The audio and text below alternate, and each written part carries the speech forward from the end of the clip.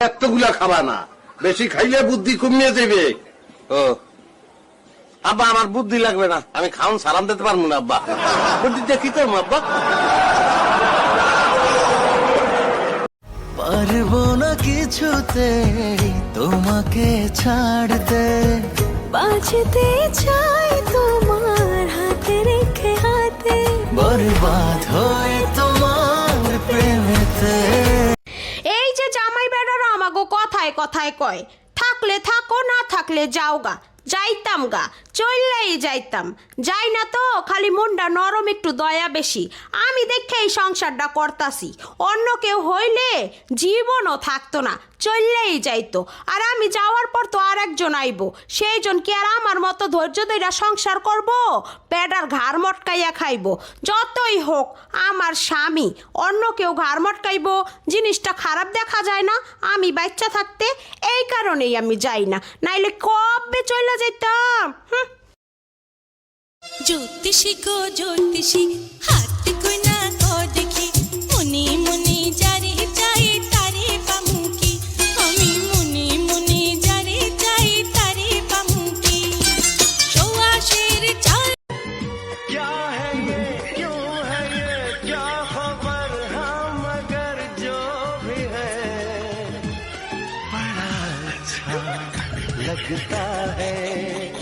মাঝে মাঝে চিন্তা করি, আমি তো কোনো নেতা নেত্রী না, তারপরেও মানুষ কি সুন্দর নিজেরটা খায়া আমার পিছনে চামচামি করে, আমার নামে সমালোচনা করে। মনটাই চায় তা করে একদিন চায়ের দাওয়াত দিয়ে খাওয়াই। কি কন আপনারা? দিন রাত ফোন নিয়ে বসে থাকা পাপিষ্ঠরা, মনে রাখবা আমিও তোমাদের সাথে আছি।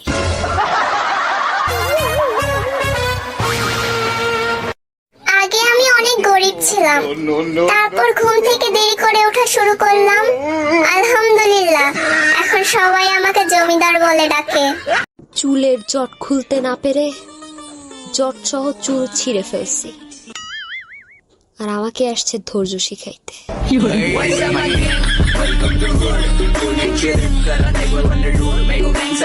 শ্বশুর বাড়ির সবাই বলে আমি নাকি ঝগড়ুটে, তো হব না। 2 বছর লেগেছে শিখতে শাশুড়ির কাছ থেকে। এই শহরে সবাই বেঈমান, তাতে আমার কি? আমি তো গ্রামে থাকি।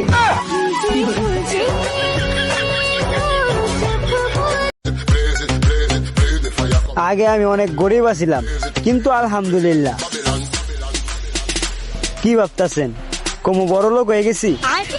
না রে ভাই, হে আগের মতো মুগিন নিয়ে আছি। তোমার মাথায় কি কিছু আছে? আছে তো, চুল আছে। চুল ছাড়ার কিছু আছে? কেন, কোন আছে না? শখের এক জোড়া জুতা ছিল, হুট করে একটা জুতা হারাই গেল। কিছুদিন আফসোস করছি, এরপর আর সুন্দর এক জোড়া পায়ের সাথে ফিট করে নিছি। এত মনোযোগ দিয়ে শোনার কিছুই নাই, কথাটা জুতার জন্য ছিল না।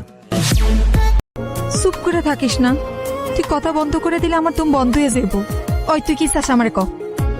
আমি তোরে চাই। আমিও তোরে চাই, তোরে স্যার আমি বাসুম না। মন রাখো। সবাই তো দুঃখ দেয়, তুমি না হয় কিছু টাকা দিয়া যাইও।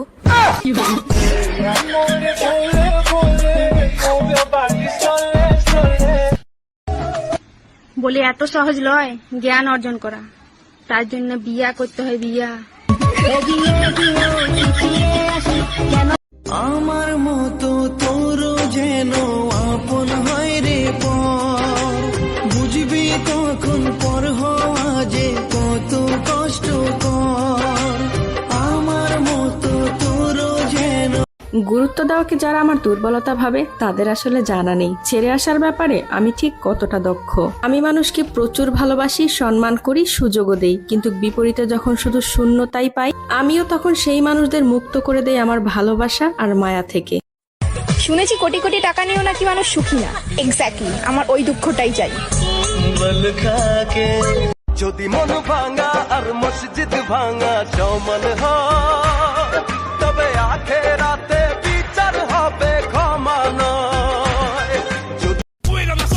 ফেসবুক ফ্রেন্ড, তুই পোস্ট দেখবি, রিকোয়েস্ট দিবি। তুই কেন ইনবক্সে এসে নাম কি, বাড়ি কই, দরজা কই, জানলা কই, ওই হাই হ্যালো, পিক চাই, ভয়েস চাই, ভাই বোন কতজন, ইত্যাদি ইত্যাদি এইসব কথা কেন বলবি?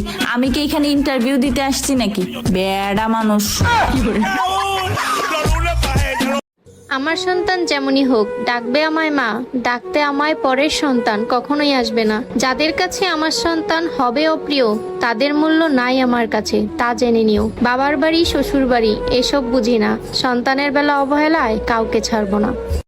আমার মতো তোর যেন আপন হয় রে পর, বুঝবি তখন পর হওয়া যে কত কষ্টকর। আমার মতো তোর যেন, আমি যদি ভেঙে পড়ি তুমি গড়ে দিও, আপন করে খুব যতনে কাছে টেনে নিও। তোমারে ফুটাইতে গো আমার চোখের নিচে কালি, তোমারে ফুটাইতে গো আমার চোখের নিচে কালি। তুমি যেই বাগানের ফুল, আমি সেই বাগানের মালি। তুমি যেই বাগানের ফুল, আমি সেই বাগানের মালি। জানি না কেন যে শুধুই তোর কথা ভাবতে ভালো লাগে, দু চোখে এত যে স্বপ্ন লুকোচুরি। ভাগ্যবান তো সেই যার এরকম একটা রাজপুত্র আছে।